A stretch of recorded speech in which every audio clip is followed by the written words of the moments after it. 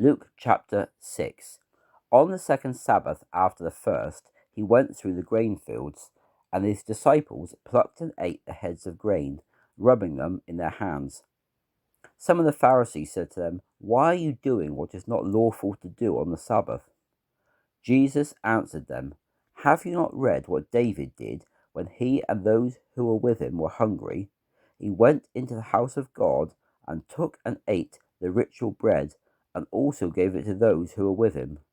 This was not lawful, but for the priests only to eat." Then he said to them, "The Son of Man is Lord even of the Sabbath."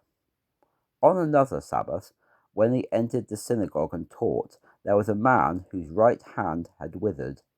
The scribes and the Pharisees watched him to see whether he would heal on the Sabbath, so that they might find an accusation against him. But he knew their thoughts, and he said to the man who had the withered hand, "Rise and stand in front." So he rose and stood in front. Then Jesus said to them, "I will ask you one thing.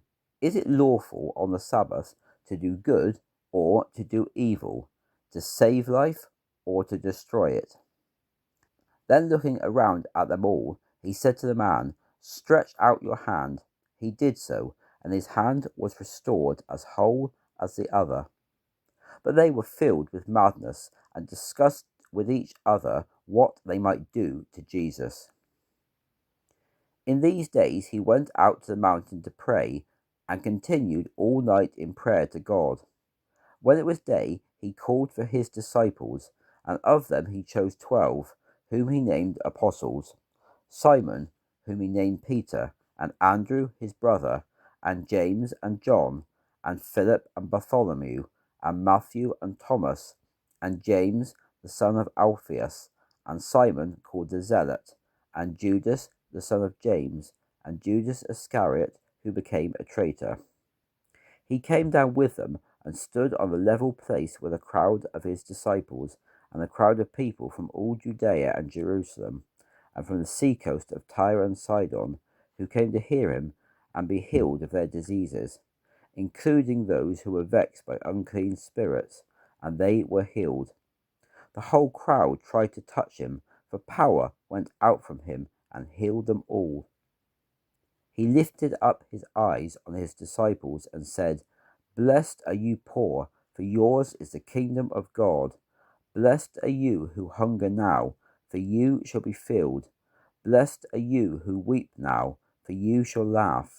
Blessed are you when men hate you, and when they separate you from their company and insult you, and cast out your name as evil on account of the Son of Man. Rejoice in that day, and leap for joy, for indeed your reward is great in heaven, for in like manner their fathers treated the prophets. But woe to you who are rich, for you have received your consolation. Woe to you who are filled, for you shall hunger. Woe to you who laugh now, for you shall mourn and weep. Woe to you when all men speak well of you, for so their fathers spoke of the false prophets. But I say to you who hear, love your enemies, do good to those who hate you, bless those who curse you, and pray for those who spitefully use you. To him who strikes you on one cheek, offer also the other, and from him who takes away your cloak, do not withhold your tunic as well. Give to everyone who asks of you, and of him who takes away your goods, do not ask for them back. Do unto others as you would have others do unto you. For if you love those who love you, what thanks do you receive?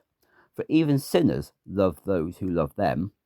And if you do good to those who do good to you, what thanks do you receive? For even sinners do the same. And if you lend to those from whom you hope to receive, what thanks do you receive? Even sinners lend to sinners to receive as much in return. But love your enemies and do good and lend, hoping for nothing in return. Then your reward will be great, and you will be the sons of the highest, for he is kind to the unthankful and the evil. Be therefore merciful, even as your Father is merciful. Judge not, and you shall not be judged. Condemn not, and you will not be condemned. Forgive, and you shall be forgiven. Give, and it will be given to you. Good measure, pressed down, shaken together, and running over, will men give unto you. For with the measure you use, it will be measured unto you. He spoke a parable to them. Can the blind lead the blind? Will they not both fall into the ditch? The disciple is not above his teacher, but everyone who is trained will be like his teacher. Why do you see the speck that is in your brother's eye, but do not see the beam that is in your own eye? How can you say to your brother, Brother, let me remove the speck that is in your eye, when you yourself do not see the beam that is in your own eye? You hypocrite! First remove the beam from your own eye, and then you will see clearly to remove the speck that is in your brother's eye. A good tree does not bear corrupt fruit, nor does a corrupt tree bear good fruit. Each tree is known by its own fruit. Men do not gather figs from thorns, nor do they gather grapes from a wild bush. A good man out of the good treasure of his heart bears what is good, and an evil man out of the evil treasure of his heart bears what is evil.